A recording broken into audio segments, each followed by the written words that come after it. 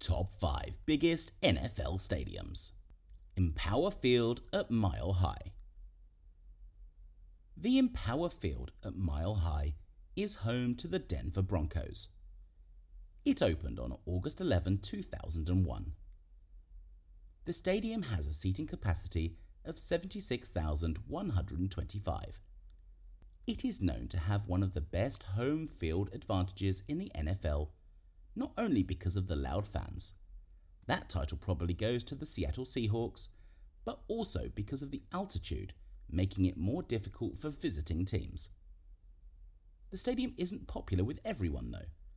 The residents in the surrounding neighborhoods complain about the increase of traffic and having to deal with unruly, intoxicated fans after games are over.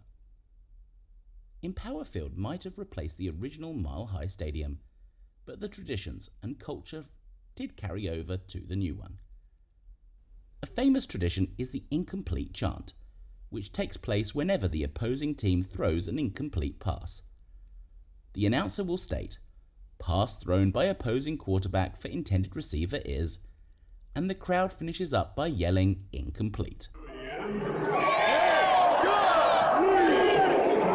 Empower Field was even built with steel floors to keep another popular tradition going, where fans in the upper deck create their own mile-high thunder by stomping their feet, creating a rumbling noise.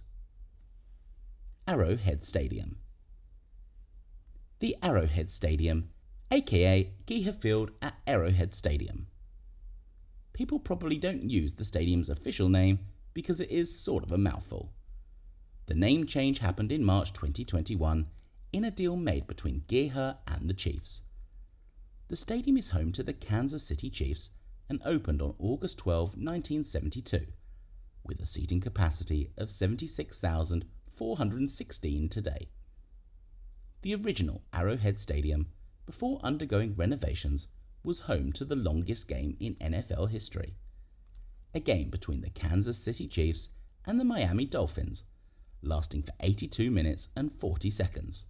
At the end of the second half, both teams were tied 24-24, pushing the game into overtime. The game would go into double overtime, with neither team putting up any points in the first, and for the first 15 minutes of the second period of overtime, the scoring drought continued. Finally, Garrow Rep Premium kicked a 37-yard field goal to give the Dolphins the win. It was the first stadium to introduce arrows on yard markers to indicate when teams were near the goal line. You can say the Chiefs and Arrowhead Stadium became a trendsetter because the practice spread to other NFL stadiums. It finally became mandatory in 1978, and even lower football levels followed suit. AT&T Stadium. Third stadium on the list is home to America's team AT&T Stadium, with a seating capacity of 80,000, expandable to 105,000. It has the potential to be the largest NFL stadium in the near future if Jerry Jones ever decides to expand the stadium. Home to the Dallas Cowboys, the stadium opened on May 27, 2009. AT&T Stadium has had a number of nicknames before it was ever officially named. In the beginning, some called it Jerry World, as a nod to the owner who initially intended the stadium to be an entertainment venue. It also adopted other names such as the Death Star, the Palace in Dallas, Cowboys Cathedral, and Jurassic Park. In the end, Jerry Jones had the final say and decided to name the stadium Cowboy Stadium, until he granted the rights to AT&T on July 25, 2013. The Dallas Cowboys played their first regular season game in the stadium on September 30th, 2009, and lost to their longtime NFC division rivals, the New York Giants, led by Eli Manning. It was said that Manning left a message on the wall in the visitors' locker room saying, "First win in the new stadium," leaving the Cowboys a constant reminder that they lost their first game in their new NFL stadium. Lambeau Field.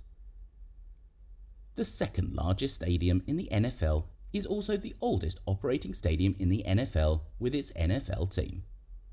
I know what you're thinking. doesn't that title go to the Soldier Field and the Chicago Bears?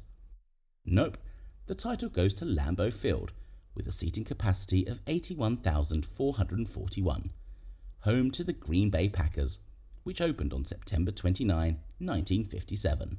66 years ago the stadium opened, and the Packers have called it home since then. The Chicago Bears didn't call Soldier Field home until 1971, so the Packers hold the record for the oldest stadium in continual NFL history. The Green Bay Packers just can't let the Chicago Bears have anything, can they? In 2007, the Packers broke the all-time record with their 51st season. Before Lambeau Field came along, the Packers were almost forced to move to Milwaukee by NFL owners because they didn't have an adequate stadium in Green Bay. In the 1950s, the Packers were playing ball in City Stadium. A stadium was built behind Green Bay East High School, and they were literally using the high school locker rooms at the time. Milwaukee wanted to lure the Packers to their city full-time and built a bigger and better stadium. The NFL owners began putting pressure on the Packers to get a better stadium in Green Bay, and thus Lambeau Field was born. It was the first modern NFL stadium built for an NFL franchise entirely. MetLife Stadium. At the top of the list for the biggest NFL stadium is MetLife Stadium, home to not one, but two NFL teams. The New York Jets and the New York Giants, although there has been rumours the Jets may be playing around with the idea of building their own NFL stadium, but for now, it's just a rumour. MetLife Stadium opened on April 10, 2010, and has a seating capacity of 82,500 today. It is one of the newer and modern stadiums that doesn't have a roof, making it ineligible for any indoor events. At an approximate cost of $1.6 billion, it was the most expensive stadium built in the United States at the time of its completion. In 2014, the stadium hosted the Super Bowl, where the Seattle Seahawks defeated the Denver Broncos. It was the first outdoor, cold-weather Super Bowl held in an open-air stadium.